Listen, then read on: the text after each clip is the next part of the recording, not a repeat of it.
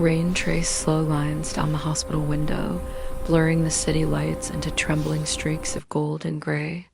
Ethan Carter stood alone in the hallway, fingers locked together so tightly his knuckles had turned pale. The smell of antiseptic hung heavy in the air. Somewhere behind a closed door, a monitor beeped steadily, like a heart trying to stay calm. Ethan swallowed hard.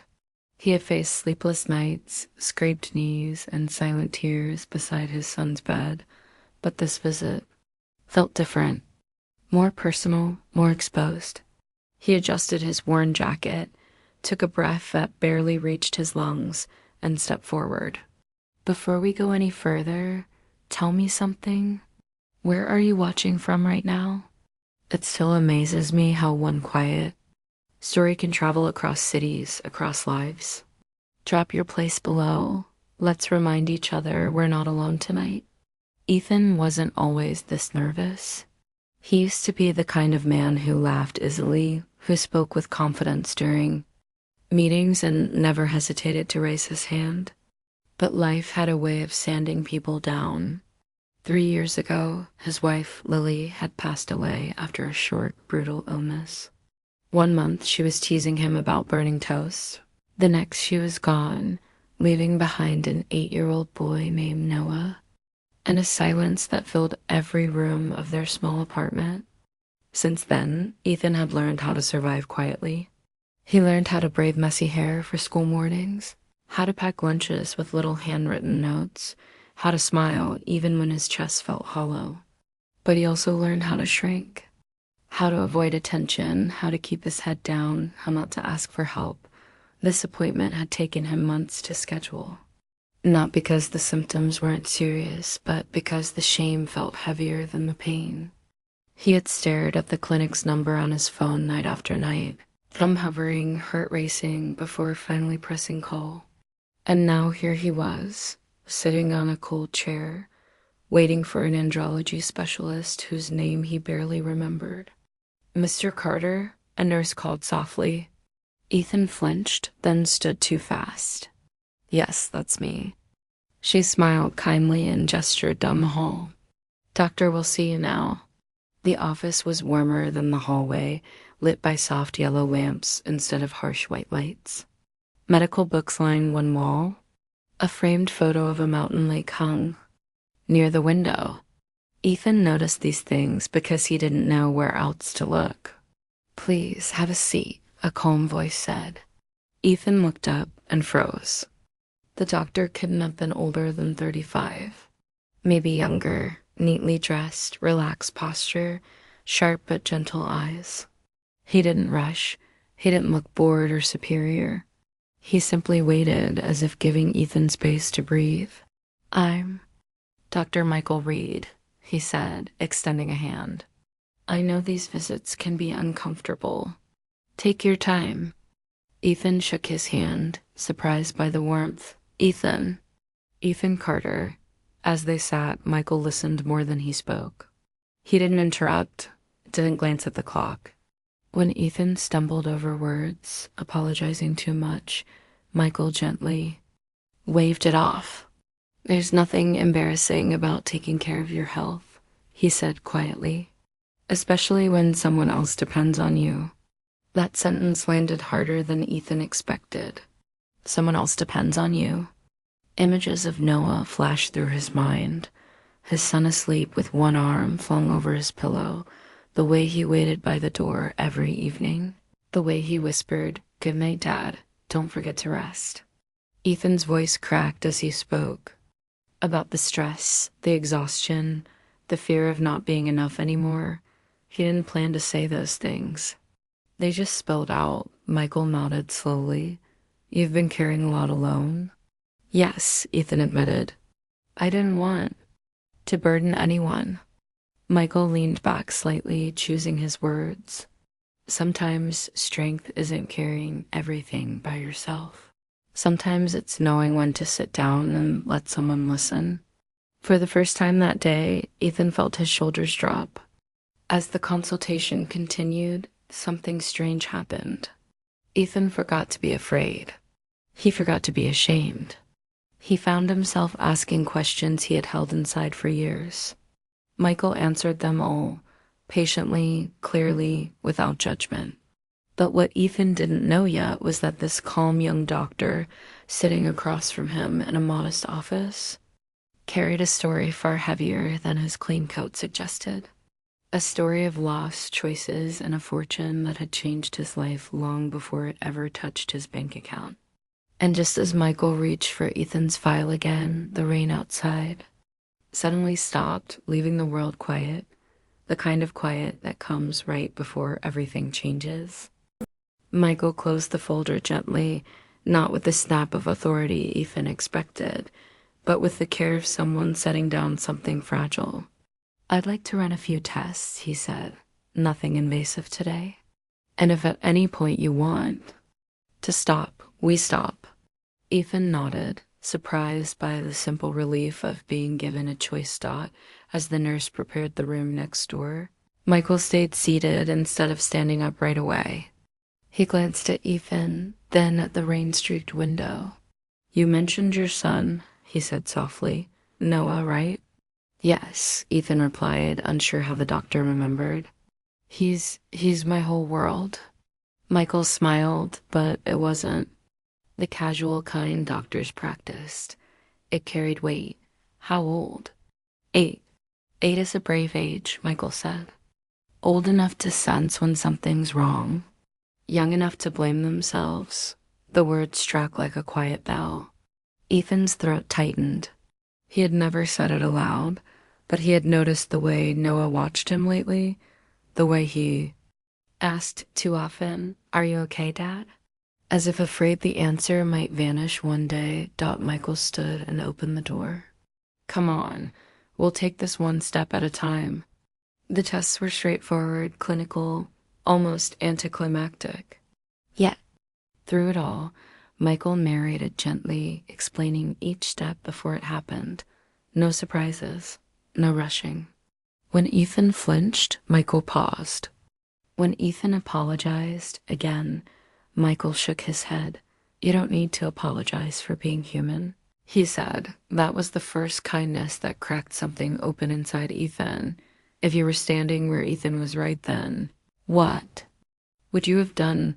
Stayed silent? Or finally spoken your fear out loud? Be honest and tell me in the comments. And if that moment touched you even a little, tap like. Sometimes that's the only way to say I felt this too. After the test, Ethan sat back down, feeling lighter in a way he didn't fully understand. Michael reviewed preliminary notes, then looked up again. "Results will take a few days," he said. "But I want you to hear this now. Whatever comes back, we deal with it together." Together. Ethan gave a small, disbelieving laugh.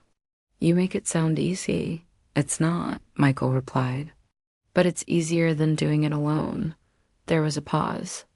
The room hummed with distant hospital sounds, footsteps, muffled, voices, the soft whir of an elevator. Ethan noticed his hands had stopped shaking. "Can I ask you something?" Ethan said, "Of course. Why are you so patient?" The question escaped before Ethan could stop it. "I mean, you don't even know me." Michael leaned against the desk, folding his arms. For a moment, he didn't answer. Then he said, "Because once, a long time ago, someone was patient with me when I didn't deserve it." Ethan sensed there was more, but he didn't push. He thanked Michael, stood and headed for the door, only to hesitate. "I almost didn't come today," Ethan admitted quietly. "I'm glad you did," Michael said without hesitation. In the hallway, Ethan felt taller, not cured, not fixed, but seen. As he walked out of the clinic, the rain had stopped completely and the city smelled clean, like wet pavement and new beginnings. That night at home, Noah sat at the kitchen table coloring while Ethan reheated soup. "How was the doctor?" Noah asked without looking up. Ethan considered his answer. "He was kind," he said. Finally, Noah nodded, as if that explained everything. "That's good." Later, after Noah fell asleep, Ethan sat alone on the couch, staring at his phone. For the first time in years, he didn't feel the urge to distract himself. Instead, he let his thoughts wander back to Michael, to his calm voice, his careful words, the way he seemed to understand more than he said. What Ethan didn't know was that Michael was sitting in his own apartment across town, staring at a very different kind of document, a financial report glowing on a laptop screen. Numbers most people would never see. Numbers that had once changed his life. Overnight, he closed the laptop and rubbed his eyes, helping patients like Ethan was the only part of his day that felt real anymore, and as Michael stared into the darkened room, memories he tried hard to keep buried began to surface, of a childhood shaped by scarcity, of a single mother who worked herself sick, of a promise he had made to never forget what it felt like to be powerless, a promise that would soon collide with Ethan's life in ways neither of them could imagine. The next few days moved slowly for Ethan, like time had thickened. Mornings were filled with the usual routine, packing Noah's lunch, tying shoelaces, reminding him twice to grab his jacket, but underneath it all ran a quiet current of worry.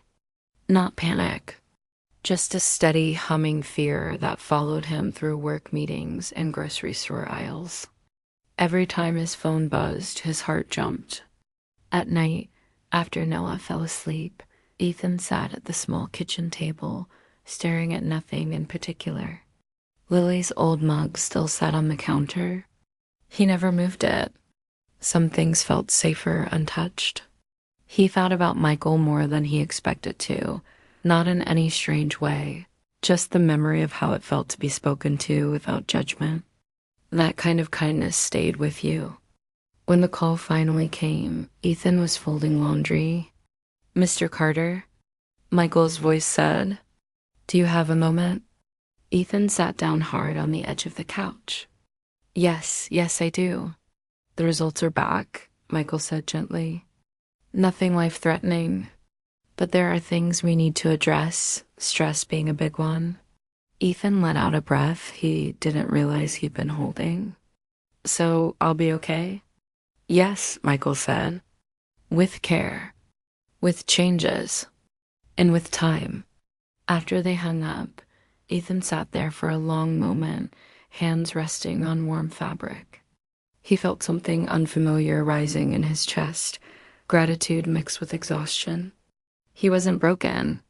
He wasn't failing. He was just tired. That afternoon, he picked Noah up from school early and surprised him with ice cream, even though it was cold outside. They sat on a bench, sharing a melting cup. "Dad," Noah said suddenly, "are you sick?" Ethan froze, spoon halfway to his mouth. He turned to his son, really looked at him. "No," he said honestly. "I'm just learning how to take better care of myself." Noah nodded, accepting the answer like only children could. "Okay, just don't forget. I need you." "I won't," Ethan said, his voice thick. "I promise." Have you ever had someone show up for you when you felt completely alone? If yes, type yes and tell me who they were. Sometimes saying their name keeps their kindness alive. A week later, Ethan returned to the clinic for a follow-up. This time, he wasn't shaking. He still felt shy, that part of him hadn't vanished, but he walked in with his shoulders straighter. Michael greeted him with the same calm smile. "Good to see you again." They talked about routines, sleep, therapy options. Michael didn't rush through any of it. At one point, Ethan laughed, a real laugh, when Michael joked about his own terrible cooking skills. "You don't seem like the kind of guy who burns pasta," Ethan said. Michael smiled, then shrugged. "You'd be surprised." Something shifted in the room. The distance between doctor and patient softened into something more human. When the appointment ended, Ethan hesitated again at the door. "I don't know if this is appropriate," he said, "but thank you for treating me like I mattered." Michael's smile faded into something quieter. "You do matter," he said simply. As Ethan left, Michael remained standing, staring at the closed door longer than necessary. His chest felt tight, the way it always did when someone thanked him like that, because he knew what it was to feel invisible. That night, Michael visited a place he rarely talked about, a small community center on the edge of the city. It was old, underfunded, and full of noise. Kids ran through the halls. A woman at the front desk greeted him like family. "Michael, you're late," she said, smiling. "I know," he replied, rolling up his sleeves. Long day. He spent hours there, tutoring teenagers, listening more than speaking. When one boy asked him why he still came back when he clearly didn't need to, Michael paused. "Because someone once came back for me," he said. What none of them knew, what Ethan especially didn't know, was that the scholarships, the medical equipment, the renovations keeping that place alive all trace back to Michael. Quiet donations, no name attached. Later, alone again, Michael opened a locked drawer in his apartment and pulled out an old envelope. Inside was a letter, worn at the edges, written in his mother's handwriting. He read it the way some people prayed. "Never forget who you were before the money," it said. Michael closed his eyes. He had never forgotten, and soon circumstances would force him to decide just how far that promise truly went, because Ethan's story, quietly unfolding, was about to intersect with his own in a way that would test them both. Ethan's life began to shift in small, almost invisible ways. He started waking up 10 minutes earlier, just to sit in silence before Noah stirred. He swapped late-night scrolling for short walks around the block. None of it felt heroic, but it felt intentional, like placing one careful foot in front of the other after a long fall. Still, money remained tight, the kind of tight that lived in the back of his mind while he smiled through parent-teacher meetings and nodded during work calls. His job at a logistics firm paid the bills barely, but any unexpected expense sent his stomach into a knot. Therapy sessions Michael had suggested hovered just out of reach, priced like a luxury Ethan wasn't sure he deserved. One evening, Noah came home waving a crumpled flyer. "Dad, they're doing a science field trip next month." "Everyone's going." Ethan read the bottom line. "Fee required." His smile didn't falter, but something inside him did. "That's great, buddy," he said. "Let me take a look." That night, after Noah fell asleep, Ethan sat at the kitchen table again, calculator out, numbers refusing to line up.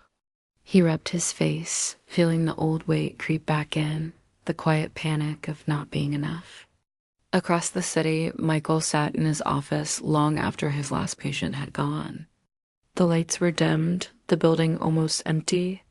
He stared at Ethan's file, not as a doctor now, but as a man thinking about another man's life. He wasn't supposed to do this. He knew that.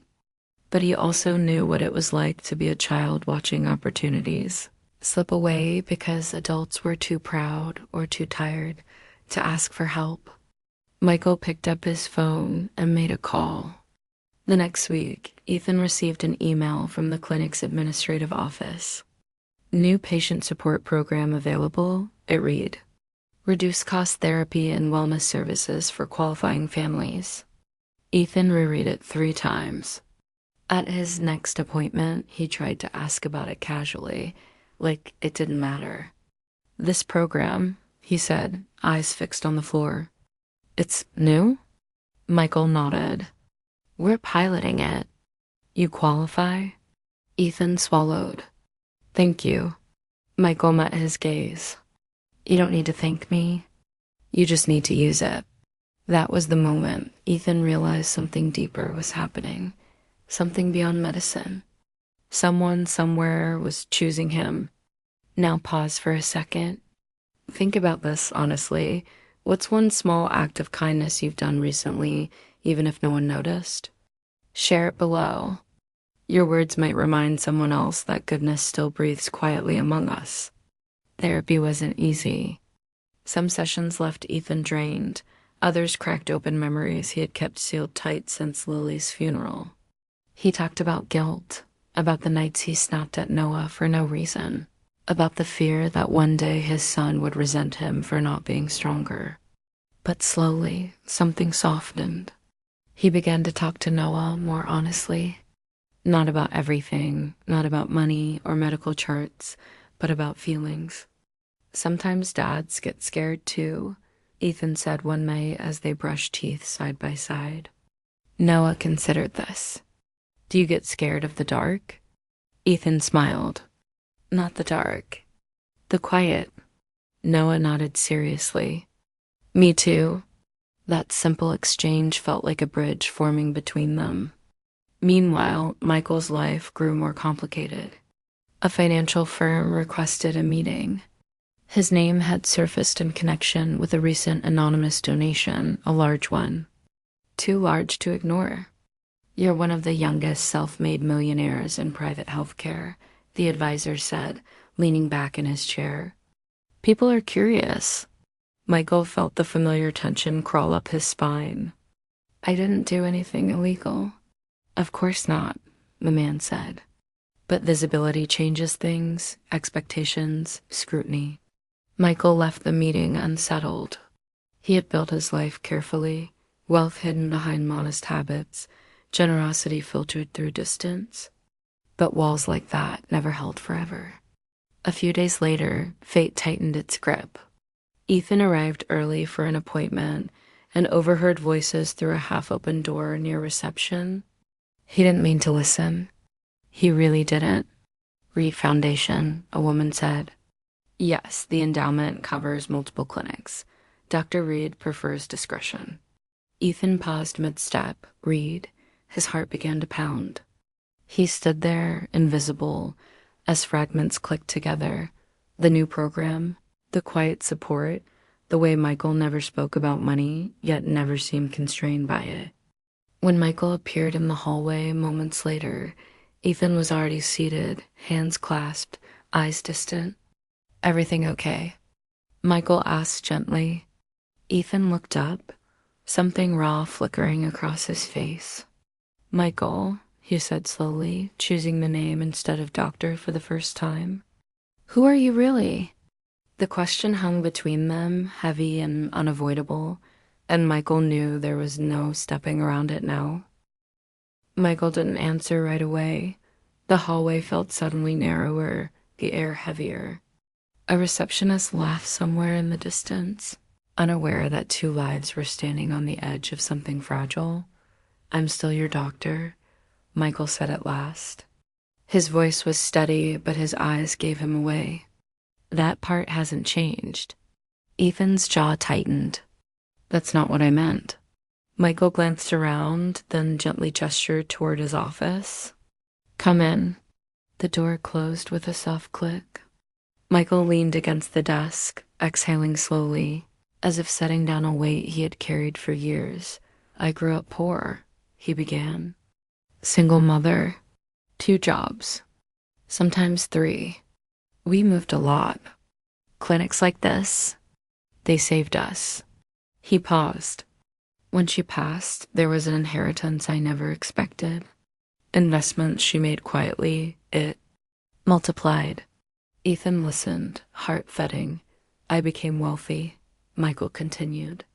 But I never wanted it to define the way people looked at me, or the way I treated them. So the program? Ethan asked up. Michael nodded once. I fund it, and others like it. The room went quiet. Ethan felt heat rise to his face, not anger, not exactly. Something closer to shame. So I'm charity, he said softly. Michael straightened immediately. No, you're a father doing his best. The support exists whether you walk through the door or not. But you chose me, Ethan said. You decided I needed help. I decided you deserved help, Michael replied. There's a difference. Ethan looked away. He hated how conflicted he felt. Gratitude tangled with pride. Relief with embarrassment. Why didn't you tell me? He asked. Because it shouldn't matter, Michael said. And because I've seen what money does to honesty, I didn't want it between us. Ethan stood abruptly and began pacing. You let me talk about my fears, about failing my son, knowing you could fix things with a check. Michael's voice sharpened, not with anger, but conviction. I can't fix grief, or exhaustion, or the weight you carry every morning when you wake up and choose to keep going. Money doesn't touch that. Ethan stopped. He thought of Lily, of Noah's small hand in his, of the nights he sat alone believing he was invisible. Michael stepped closer, lowering his voice. I didn't help you because I'm rich. I helped you because once someone helped me and it kept me alive. Something in Ethan's chest broke open. If that revelation hit you right in the heart, leave it below. Sometimes a small symbol carries the weight of 1,000 words. Ethan sank back into the chair, rubbing his eyes. I don't know how to feel, he admitted. Part of me wants to run. That's okay, Michael said. You can take time. You don't owe me anything. Ethan laughed weakly. That might be the first time someone with money has ever said that. Michael smiled, just a little. The weeks that followed were complicated. Ethan continued therapy, but now every kindness made him pause. He caught himself wondering what was paid for, what was real. It made him quieter, guarded. Noah noticed. You're doing the thinking face again, Noah said one night, pointing with his toothbrush. Ethan smiled faintly. Just tired. Did you do something bad? Noah asked, a question cut deeper than Ethan expected. He crouched to meet his son's eyes. No, he said firmly. Sometimes grown-ups just need help learning how to feel okay again. Noah nodded. Like when I needed help with reading. Yes, Ethan said, emotion rising. Exactly like that. Meanwhile, Michael felt the distance too. Ethan spoke less during appointments. Smiled politely instead of warmly. It hurt more than Michael expected. He questioned himself late at night. Had he crossed a line? Had his silence turned compassion into control? One evening, Michael received an email. I need to talk. Not as a patient, as a man. Ethan, they met not at the clinic, but at a small park between their neighborhoods. It was quiet, cold. The city lights flickered beyond bare trees. I've been angry, Ethan said immediately. At you, at myself. Michael nodded. I figured. I hate needing help, Ethan continued. It makes me feel small. Michael looked at him carefully. Needing help doesn't make you small. Refusing it when your child needs you, that's what costs us something. The words settled between them. Ethan stared at the ground. I don't know if I can ever repay you. Michael shook his head. Then don't. Just do one thing. What? Stay kind. To your son. To yourself. To the next person who looks as lost as you felt. Ethan looked up, eyes shining in that moment. Something shifted again, not back to how things were, but forward into something honest. Yet neither of them knew that the hardest question still lay ahead, because soon, Ethan would be faced with a choice that money couldn't soften, and Michael would have to confront whether forgiveness was something he truly understood at all. The call came on a Tuesday morning, the kind that slips into your life without warning and rearranges everything. Ethan was at work, staring at a spreadsheet he hadn't really been reading when his phone vibrated. The school's number flashed on the screen. His chest tightened before he even answered. Mr. Carter, the voice said gently. There's been an incident. Noah fainted during recess. He's awake now, but we've called an ambulance as a precaution. Ethan didn't remember grabbing his coat. He didn't remember the elevator ride down. He only remembered the sound of his own breathing, fast, uneven, as he drove through red lights, whispering Lily's name without realizing it. At the hospital. The world narrowed to white walls and sharp smells. Noah lay on a bed, pale but conscious, eyes lighting up when he saw his father. "Dad," he said weakly. "I'm okay." Ethan collapsed into the chair beside him, gripping his small hand. "I'm here," he said over and over, as if the words could anchor them. Both tests followed. Blood work, questions, hours that stretched like years. A young resident finally approached. "He's stable," she said, "but there's something we need to talk about. Noah shows signs of a condition that may require ongoing monitoring. Possibly treatment." Ethan's head spun. "Treatment?" he repeated. "How serious?" "We won't know until further testing," she replied. "But I won't lie, it could be expensive." That word landed like a blow. Expensive. Ethan nodded numbly, thanked her, then sat alone while Noah slept. The old fear returned full force, louder than before. He thought of bills, of therapy, of field trips, of everything balanced on a fragile edge, and of Michael. The thought filled him with shame. He could call him. He knew that. Michael would answer. Michael would help, but doing so would mean crossing a line Ethan wasn't sure he could uncross. That evening, Michael found out anyway. A colleague mentioned Noah's name in passing, unaware of the connection. Michael's heart dropped. He drove to the hospital without thinking. When Ethan looked up and saw him standing in the doorway, exhaustion gave way to something raw. "You shouldn't be here," Ethan said quietly. "I know," Michael replied. "But I am." They stood in silence, Noah asleep between them like a fragile bridge.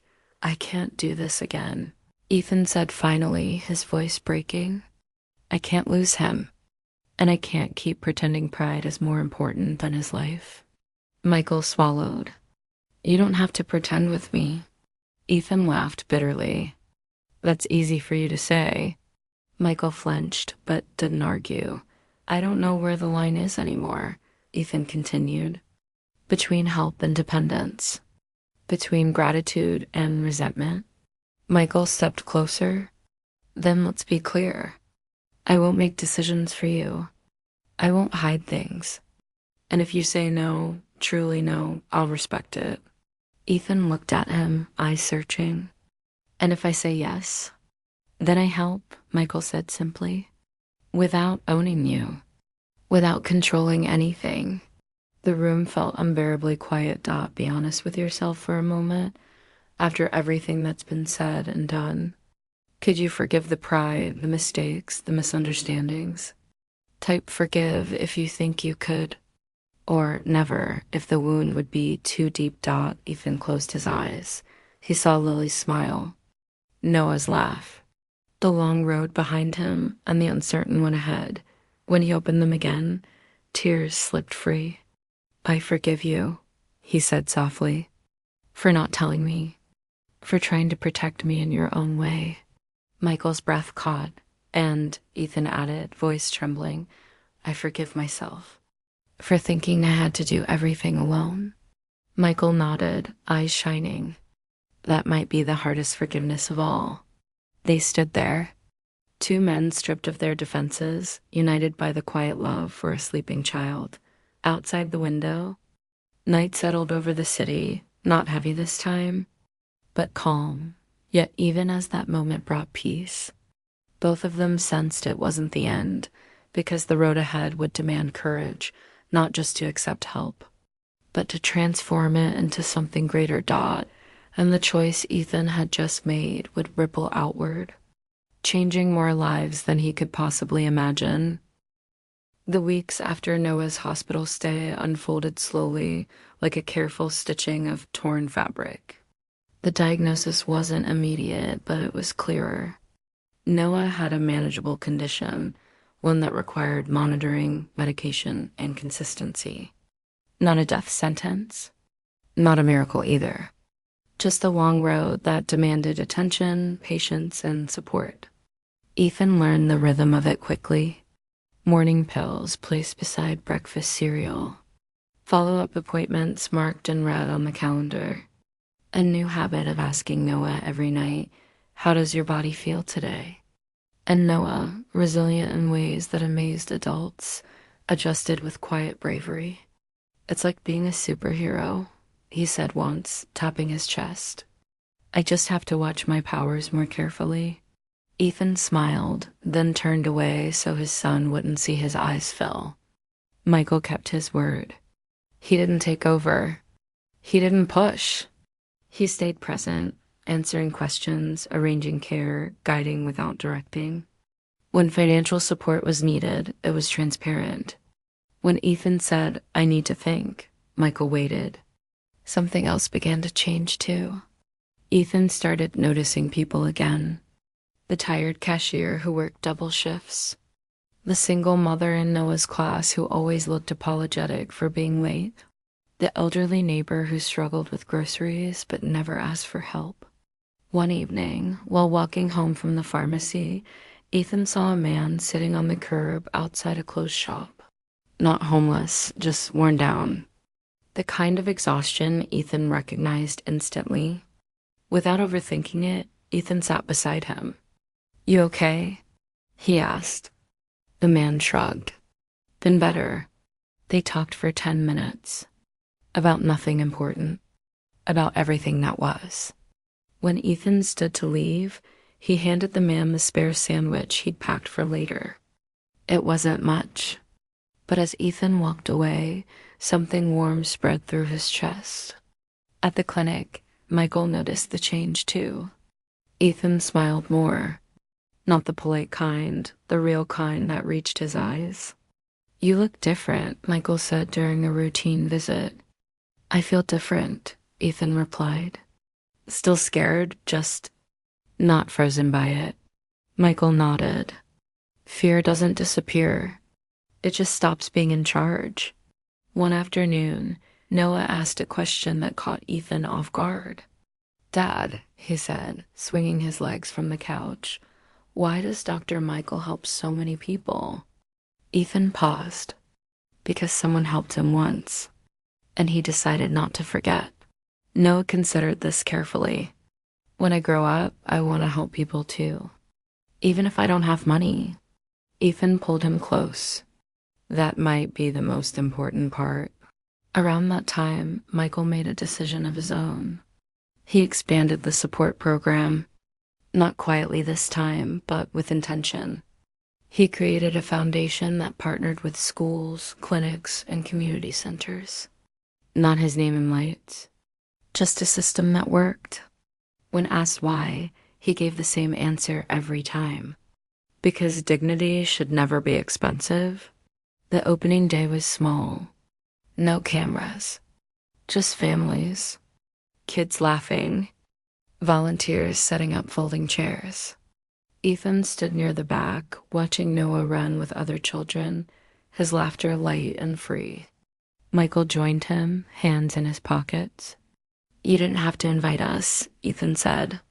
"I wanted to," Michael replied. They stood there in companionable silence. If you believe that kindness still wins, even quietly, even slowly, comment amen below.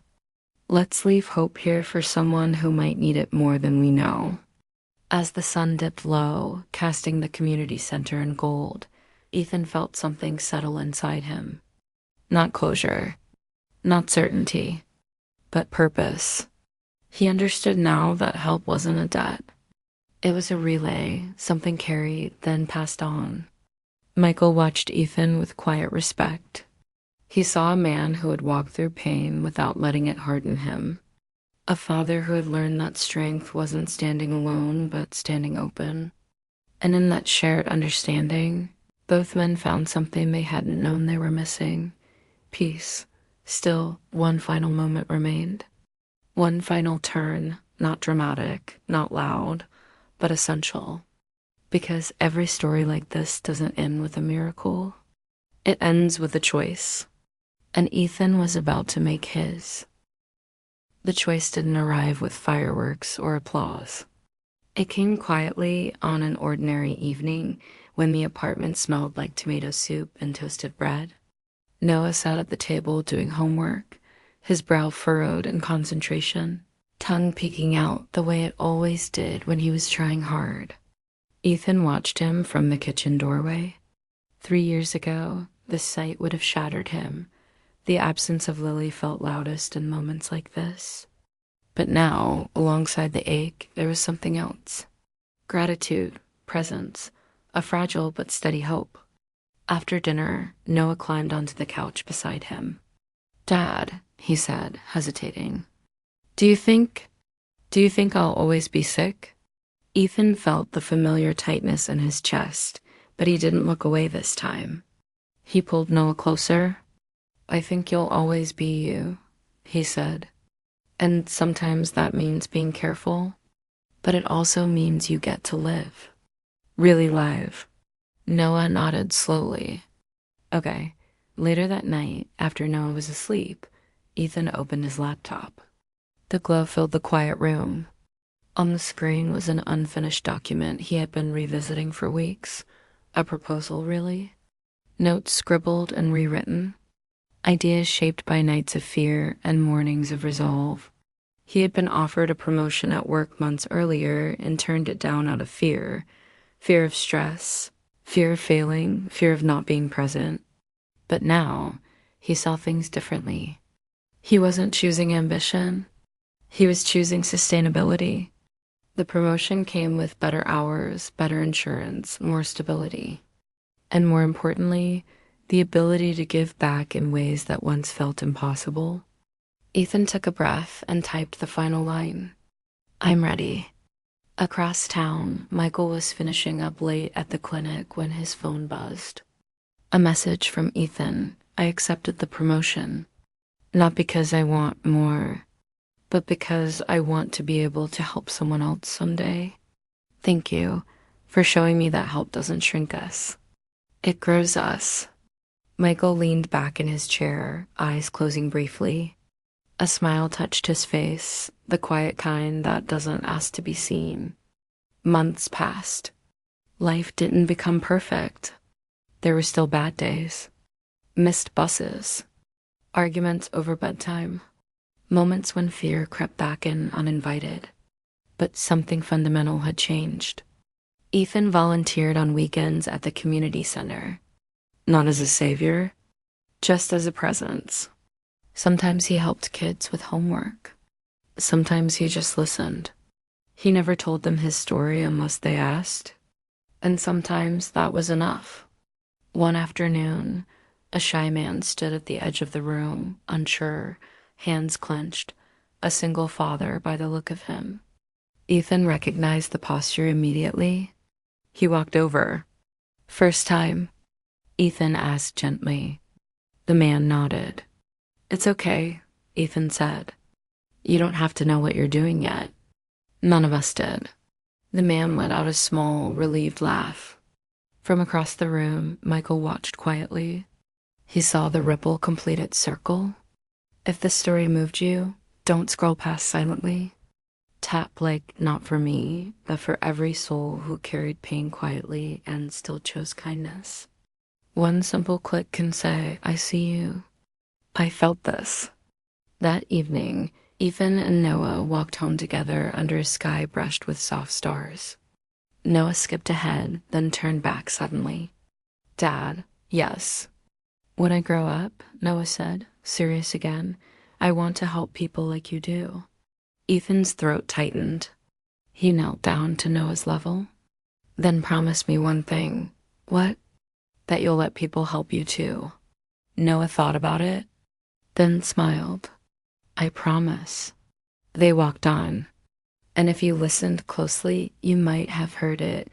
Not a dramatic ending, not a sweeping score, just the quiet sound of a life healing. Because in the end, this was never a story about money. It was about dignity, about a shy single dad who learned that asking for help doesn't make you weak, it makes you human. About a young doctor who proved that wealth means nothing if it doesn't soften your heart.